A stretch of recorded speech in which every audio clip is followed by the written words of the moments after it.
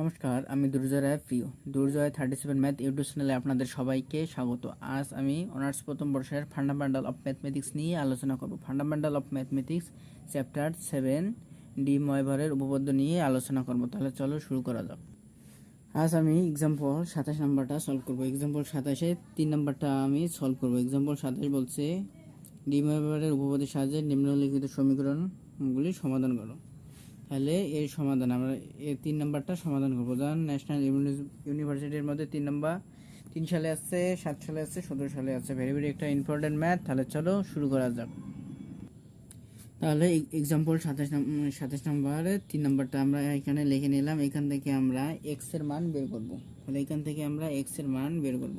যেহেতু এটা একটা দ্বিঘাত সমীকরণ, দ্বিঘাত সমীকরণের x এর মান বের করা যায়। তাহলে এখানে হচ্ছে আমরা যদি x কিউব ধরি, এস কিউবকে যদি আমরা এক্স ধরি, তাহলে এখানে এক্স স্কোয়ার মাইনাস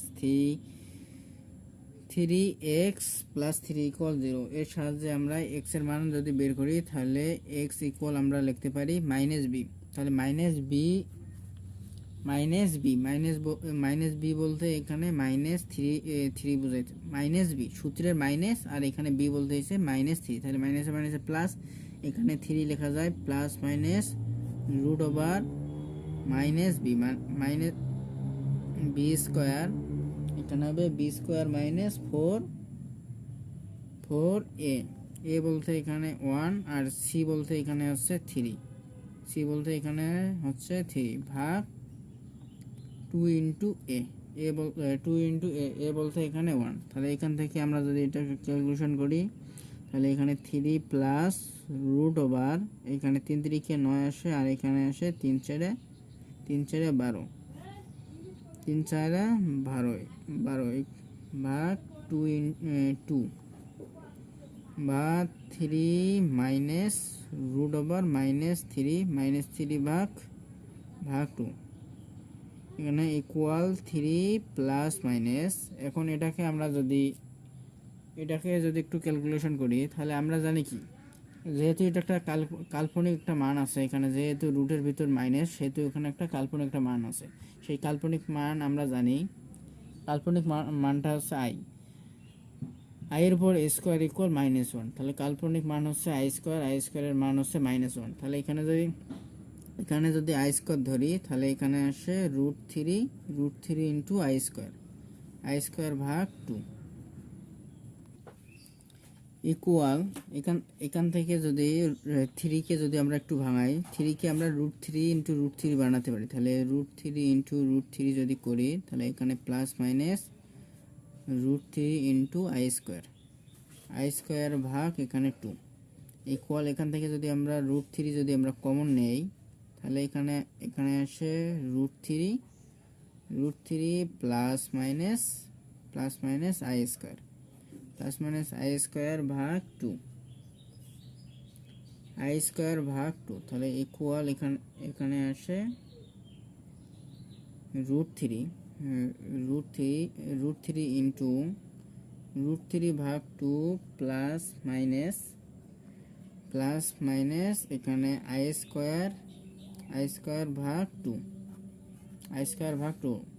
এটা তো বানা যায় নাকি? এখানে যেহেতু এখানে 2টা ভাগ অবস্থায় আছে, সেহেতু আমরা 2টাকে আমরা সেপারেট করে নিলাম। তাহলে এখানে √3 ইন্টু, তাহলে এটা যেহেতু এখানে বলছে ডি ময়ভারের সাহায্যে এটা মানে সলভ করতে বলছে ম্যাথটাকে, তাহলে আমরা ডি ময়ভারের সূত্র আমরা কি জানি? ডি ময়ভারের সূত্র জানি cos theta plus i sine theta তারপর হচ্ছে n। এটা হচ্ছে ডি ময়ভারের সূত্রের একটা অংশ। তাহলে এটাকে আমরা প্রথমটা cos বানাবো, এখানে সাইন বানাবো। তাহলে আমরা কি জানি, cos কত ডিগ্রির মান?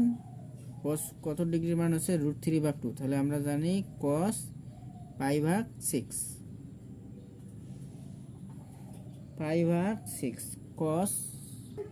cos পাই ভাগ 6 মানে cos 30 ডিগ্রির মান হচ্ছে √3 ভাগ 2 প্লাস মাইনাস, এখানে যদি আমরা সাইন বানাই, সরি এখানে ভুল হচ্ছে, এখানে শুধু আই হবে, আই এর উপর স্কোয়ার হবে না। কারণ এখানে এখানে এখানে আছে মানে এখানে আছে -1 এর মান হচ্ছে আই স্কয়ারের উপর রুট যদি করি তাহলে শুধু আই হবে, তাহলে এখানে শুধু আই হবে, তাহলে এখানে হবে আই আই সাইন কত ডিগ্রির মান হাফ, সাইন 30 ডিগ্রির মান হচ্ছে হাফ, তাহলে এখানে আমরা লিখতে পারি π/6 এটা লিখতে পারি। ইকুয়াল এখানে আছে √3 ইকুয়াল √3, এখানে আমরা এটাকে বানাবো সাধারণ আর্গুমেন্ট, এখানে আমরা তৈরি করব। সাধারণ আর্গুমেন্ট যদি আমরা তৈরি করি তাহলে এখানে আমরা লিখতে পারি cos 2n পাই প্লাস π/6, তাহলে সাধারণ আর্গুমেন্ট বানাতে হলে শুধু এখানে থিটার সাথে আমাদের 2n পাই আমাদের যোগ দিতে হবে, তাহলে এখানে হবে প্লাস মাইনাস আই, এখানে আমরা সেম কাজ করব, সাইন 2n পাই প্লাস π/6, তাহলে এখানে আমরা সেম কাজ করলাম, তাহলে 2n পাই সাধারণ আর্গুমেন্টে আমরা তৈরি করে নিলাম। তাহলে ইকুয়াল এখানে আছে √3 ইন্টু কস। এখন আমরা যদি এটাকে একটু ক্যালকুলেশন করি তাহলে এদের হচ্ছে লসাগু 6, তাহলে এখানে 6 দেখুন 12 n পাই প্লাস পাই এখানে হচ্ছে প্লাস মাইনাস আই, এখানে হচ্ছে সাইন, এখানে আমরা সেম কাজ করব, তাহলে এখানে আছে 12 n পাই প্লাস পাই, তাহলে এখানে ইকুয়াল √3, এখানে আছে কস, এখান থেকে যদি আমরা পাই কমন নেই তাহলে এখানে 12n প্লাস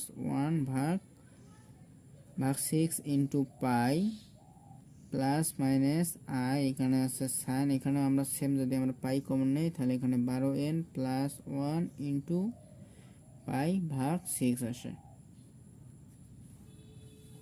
এখন এখান থেকে আমরা x এর মান বের করব, তাহলে এখানে আছে কি x কিউব অবধি আসলো, তাহলে x কিউব ইকুয়াল আমরা এখানে পাইছি। এখন এই শুধু যদি আমরা x এর মান বের করি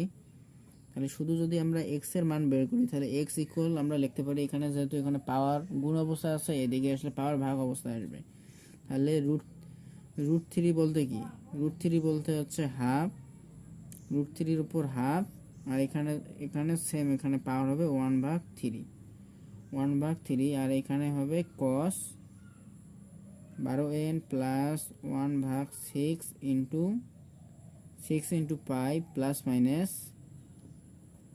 এখানে হবে 1 প্লাস মাইনাস আই সাইন, এখানে হবে 12n প্লাস 1/6 ইন্টু পাই, তার পাওয়ার হচ্ছে 1/3, যেহেতু এখানে x এর মান আমরা ফ্রি করলাম, তাহলে এখানে পাওয়ার 3 আছে, এদিকে আসলে পাওয়ারটা ভাগ হবে, তাহলে এখানে আমরা এখন লিখতে পারি বা x ইকুয়াল 3 দুগুণ 6 1/6 ইন্টু, এখন এখানে আমরা কি ডি ময়ভারের উপপাদ্যটা ফেলাবো এখানে, তাহলে ডি ময়ভারের উপপাদ্য আমরা কি জানি, ডি ময়ভারের উপপাদ্য আমরা এটা জানি না, cos theta plus i sine theta তার পাওয়ার n যদি হয় তাহলে এটাকে আমরা লিখতে পারি cos n theta plus i sine n theta, এটা আমরা লিখতে পারি, এটা হচ্ছে ডি ময়ভারের উপপাদ্য। তাহলে এখানে আমরা সেম, এখানে আছে cos theta plus minus i sine theta তার পাওয়ার n আমরা লিখতে পারি এখানে, তাহলে এখানে আমরা লিখতে পারি cos 12n প্লাস 1 ইন্টু পাই, এখানে যেহেতু n বলতে আছে 1/3 কে আমরা 1/3, তাহলে এখানে আমরা 6 দ্বারা 3 যদি আমরা গুণ করি তাহলে এখানে 18 আসে, তাহলে এখানে plus minus i sine 12n plus 1 into 3 6 18, তাহলে এটা আসে। তাহলে এখানে 18 কীভাবে আসলো, 18 আসলো এখানে এই যে এখানে n পাই n থিটা এখানে n থিটা বলতে কি বোঝায়, এই যে এখানে দেখো n থিটা এটা আমরা জানি না, তাহলে cos theta plus i sine theta, এই যে এখানে cos theta plus I theta, এখানে আই সাইন থিটা তার পাওয়ার n equal cos n theta plus I n theta, তাহলে এখানে এখানে এটা যদি পুরোটাই যদি এখানে থিটা হয়, এই যে 12n প্লাস 1 ইন্টু পাই, পাই ভাগ 6, এটা আছে থিটা, থিটার সাথে এন গুণ হবে, এন এর মান হচ্ছে 1/3, তাহলে 1/3 হবে। এটাকে যদি আমরা গুণ করি তাহলে এখানে হবে না 12n প্লাস 1 ইন্টু পাই, পাই ভাগ 3 6 18, তাহলে এটা আসে না, এটাই আছে অ্যান্সার। তাহলে এটাই আছে কস, আমরা এক্স এর মান ফ্রি করলাম, তাহলে x equal 3/1/6 into cos 12n plus 1 into পাই ভাগ 18 plus minus i sine 12n plus 1 into পাই ভাগ 18, এটাই হচ্ছে অ্যান্সার। এখানে অ্যান্সার দেওয়ার সাথে আরেকটা জিনিস লেখা লাগবে, যে সেটা হচ্ছে এখানে, তাহলে এখানে লেখা লাগবে, এখানে n ইকুয়াল 0 1 1 2 পর্যন্ত এর মান থাকবে। তাহলে এখানে n যেখানে বা এখানে n ইকুয়াল 0 1 2 1 2, n এর মান হচ্ছে 0 থেকে 1 পর্যন্ত। তাহলে এটা লিখতে হবে অ্যান্সার লেখার পরপর।